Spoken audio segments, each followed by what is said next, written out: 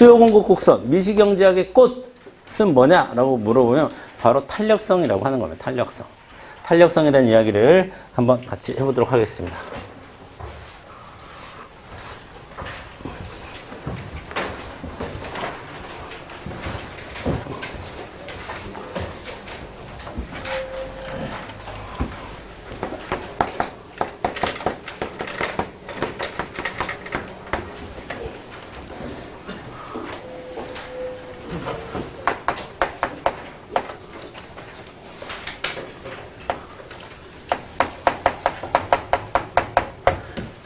엘라스티서티. 자, 엘라스티서티라는 영어 단어가 있는데, 그거를 초기 우리나라의 경제학자들이 해석을 뭘로 했냐면, 탄력성이라고 얘기를 했어요. 근데 만약에, 여러분 혹시 제가 한계라는 개념을 얘기할 때, 한계라는 것은 영어로 얘기하면 마지널이라는 뜻이라고 그랬죠? 마지널이라는 뜻을 만약에 제가 초기 경제학자였으면, 한계라고 해석하지 않고 추가라고 해석했을 것이다. 그래서, 우리가 한계, 비용, 그러면 하나 더 추가할 때의 비용, 이렇게 해석을 하자라고 말씀드렸죠. 마찬가지로 저는 이 엘라스티서티, 여러분 전지현이 선전하는 샴푸 이름이 뭡니까? 엘라스틴. 엘라스틴 탄력적인 이라는 형용사고, 이건 명사, 똑같은 거예요. 전지현의 머리가 탄력성이 있다, 뭐 이런 식으로 지금 샴푸 이름을 지은 거죠. 당신의 머릿결을 탄력 있게 만들어주겠다, 막 이런 건데, 제가 만약에 엘라스티서티를 해석해야 되는 사람이라면 저는 아마 이렇게 해석을 했었을 것 같아요. 자, 민감성. 자, 즉 탄력성이라고 하는 것은 예를 들어서 수요의 가격 탄력성이라고 하는 것은 가격 변화에 수요가 얼마나 민감하게 반응하는가의 문제입니다. 자, 가격이 변화하면 수요가 민감하든 민감하지 않든 반응을 하죠. 가격이 오르면 수요량이 줄어들고 가격이 떨어지면 수요량은 늘잖아요. 어쨌든 반응을 합니다. 근데 반응을 하는 것은 우리가 수요 법칙을 통해서 공부한 거고, 지금 여기서는 얼마나 크게 반응하느냐, 어느 정도로 반응하느냐, 다시 얘기해서 어느 정도로 민감하게 반응하느냐를 보겠다는 것이 탄력성입니다. 아시겠죠? 그래서 탄력성은 크게 세 가지, 작게는 네 가지의 탄력성이 있습니다. 첫 번째는 가격 탄력성이라는 게 있어요. 또 하나는 소득 탄력성이라는 게 있습니다. 또 하나는 교차 탄력성이라는 게 있습니다. 자, 우리가 공부하게 될 탄력성은요, 가장 대표적인 것은 수요의 가격 탄력성입니다. 그 얘기는 가격 변화에 수요가 얼마나 민감하게 반응하느냐를 따지겠다는 거예요. 그다음 또 하나, 가격은 공급에도 영향을 미치죠. 그래서 공급의 가격 탄력성, 이렇게 가격 탄력성 두 가지를 다 배우는 거예요. 수요의 가격 탄력성, 공급의 가격 탄력성. 자, 여러분, 가격은 수요와 공급 두 군데다 영향을 미치지만 소득은 무슨 요인이에요? 수요 요인이죠. 오케이, 좋았어요. 소득이라고 하는 것은 수요에 영향을 미치는 겁니다. 그래서 이건 딱 하나밖에 없어요. 수요의 소득 탄력성. 그 다음에 여기서 교차라는 말은 다른 재화를 의미하는 거예요. 다른 재화. 특히 다른 재화의 가격. 자, 여러분, 다른 재화의 가격. 수요 요인입니까? 공급 요인입니까? 수요 요인이죠. 그래서 이것도 수요의 교차 탄력성밖에 없습니다. 그래서 우리가 배우게 될 탄력성은 총 이 네 가지다. 시험 문제 나올 수 있는 탄력성은 총 이 네 가지다라고 보시면 돼요. 자, 그럼 쉬운 것부터 한번 보도록 하겠습니다. 요것과 요것이 좀 쉬워요. 자, 수요의 소득 탄력성이라는 건 뭐냐면 소득이 증가했을 때 수요가 증가하죠. 자, 그러면 이게 어떻게 구하는 거냐면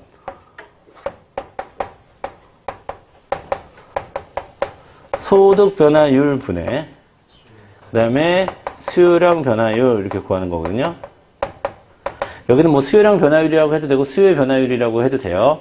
여러분 이동할 때만 약간만 신경 쓰면 돼요. 이동할 때만 수요의 이동인지 수요량의 이동인지 그것만 신경 쓰면 돼요. 곡선 자체인지 곡선 상인지를 구분해야 되는 문제가 나올 때만 수요와 수요량을 좀 구분 있게 사용해 주시면 되고, 나머지는 여러분 비슷비슷한 얘기입니다. 수요가 증가했다는 게 수요량이 증가했다는 얘기죠. 수요량이 증가했다는 게 수요가 증가했다는 얘기죠. 근데 이것을 구분해야 될 때는 언제밖에 없다?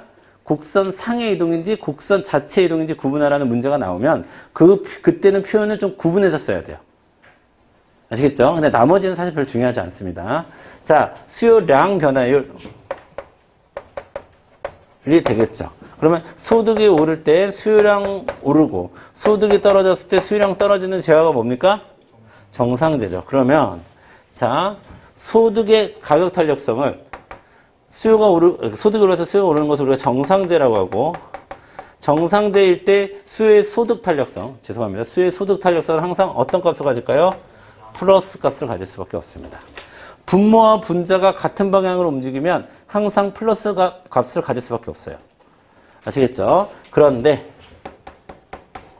수요가 오히려 떨어지는 열등제의 경우에는 항상 방향이 반대 방향이기 때문에 마이너스 값을 가질 수밖에 없습니다. 그러니까 수요의 소득 탄력성을 여러분들에게 계산해라. 혹은 뭐 탄력적인지 비탄력적인지 구분해라. 이런 문제 절대 나오지 않습니다. 뭐만 나오는 거예요? 플러스 값인지 마이너스 값인지만 보고 정상제인지 열등제인지만 구분하면 되는 거예요. 어렵지 않죠? 이건 우리가 이미 배웠던 내용이라서. 근데 안타깝게도 시험에 거의 안 나와요. 수요의 소득 탄력성이나 수요의 교차 탄력성은. 시험에 뭐가 나오는 거예요? 수요의 가격 탄력성이 나오는 거예요. 그건 좀 이따 집중적으로 설명해 드리겠습니다. 자, 수요의 교차 탄력성도 마찬가지입니다. 다른 재화의 가격이 올랐을 때 해당 재화의 수요가 오르면, 자, 그쵸, 해당 재화의 수요가 오르면 우리는 그것을 대체재 관계에 있다라고 이야기하고, 대체재 관계에 있으면 항상 교차 탄력성은 플러스 값을 갖겠죠. 왜? 화살표 방향이 같으니까. 자, 다른 재화의 가격이 오르는데 해당 재화의 수요가 떨어지는 재화를 우리가 보완재 관계라고 이야기하고, 그때는 항상 마이너스 값으로 가질 수밖에 없습니다. 그래서 수요의 소득 탄력성과 수요의 교차 탄력성은 우리가 이미 배웠던 수요를 움직이는, 수요 곡선 자체를 움직이는, 자, 가격 이외의 변수에서 1번, 2번이었잖아요. 기억나시죠? 요 전 시간에. 자, 그것이 탄력성으로 넘어오면, 자, 정상제는 플러스, 열등제는 마이너스, 대체제는 플러스, 보완제는 마이너스. 이렇게 보시면 돼요. 자, 그거 말고는 어려운 게 없고요. 자, 그 다음에 수요의 가격 탄력성부터 본격적으로 보도록 하겠습니다.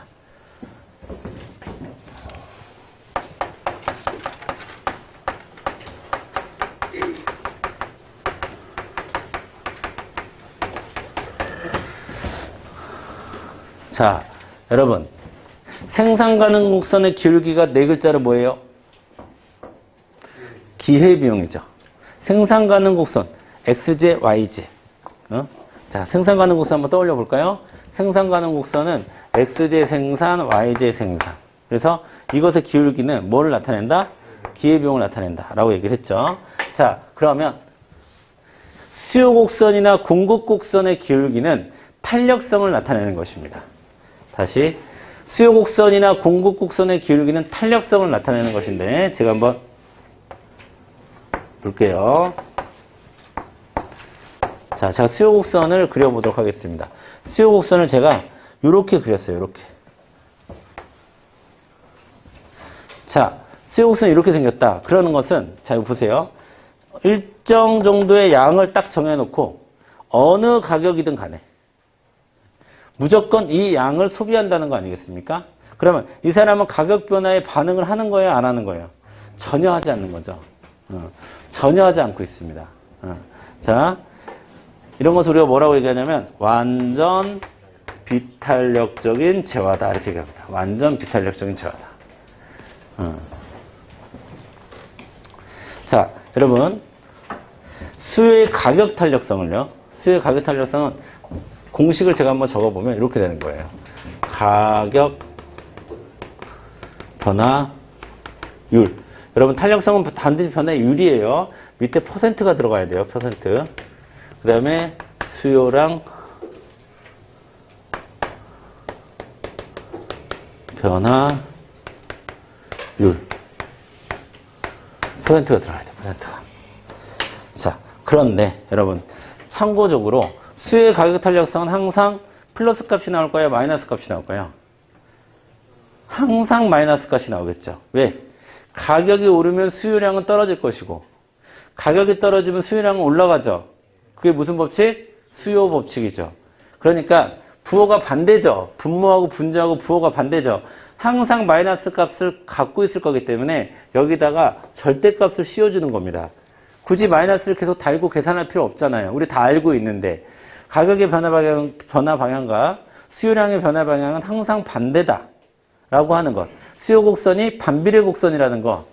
수요 곡선이 이렇게 생겨 먹었다는 것은 우리가 항상 알고 있는 거잖아요.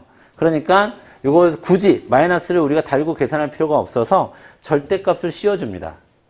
자, 그러면 자, 량을 정해놓고 자, 예를 들어서 커피가 한 잔에 3,000원입니다. 근데 나는 커피를 죽어도 하루에 3잔을 먹습니다. 죽어도 하루에 3잔을 먹어야 돼요, 커피를.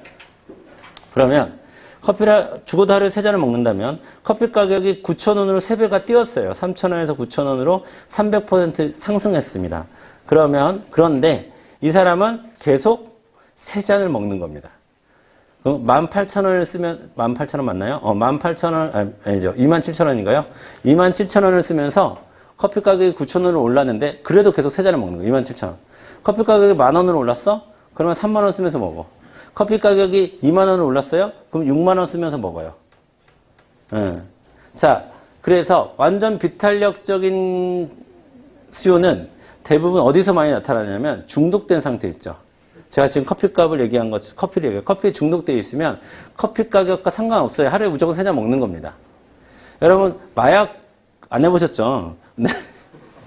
마약 같은 것도 가격이 되게 비싸잖아요. 그런데도 중독되니까 계속 하는 거 아니겠습니까? 그렇죠? 그러거나 아니면 진짜 돈이 너무너무 많거나 못 써서 안 다닌 사람, 돈이 너무 많아서 못 써서 안 다닌 사람은 그냥 가격과 무관하게 삶을 살아가는 사람이 이 세상에 있을까요? 근데 만약에 있다면 그런 사람이 완전 비탄력적인 수요 곡선을 갖고 있겠죠. 아시겠죠? 그럼 요때에 자, 가격이 어떻게 변하든 간에 분자의 값은 항상 뭡니까? 분자의 값은 항상 뭐예요? 0이죠. 0. 그러니까 전체 수요의 가격 탄력성은 뭐가 나올까요? 0이 나오는 겁니다. 0. 수요 가격, 여기 2는 요거의 약자로 쓴 거예요. 2. 그러면 탄력성이라는 뜻인데, 탄력성은 0의 값을 갖습니다. 언제? 완전 비탄력적일 때. 완전 비탄력적일 때 탄력성은 0의 값을 갖습니다. 아시겠죠? 그 다음에, 요런 곡선을 그릴 수 있습니다. 자, 이런 곡선은 우리가 완전 탄력적이다 얘기합니다. 이것도 현실에서 존재하기 힘들어요. 예를 들어서 내가 1,000원이라고 딱 정해놨는데 해당하는 재화의 가격이 1,001원이야. 아니면 1000.0001원이에요. 혹은 999.9999.1이에요. 그래도 안 산다는 거예요. 그러니까 내가 딱 생각했던 가격이 가격이 조금이라도 변동이 생기면 안 산다는 거예요. 이거는. 예. 근데 그런 재화가 없죠. 그런 재화, 가격은 항상 변동하기 나름이니까.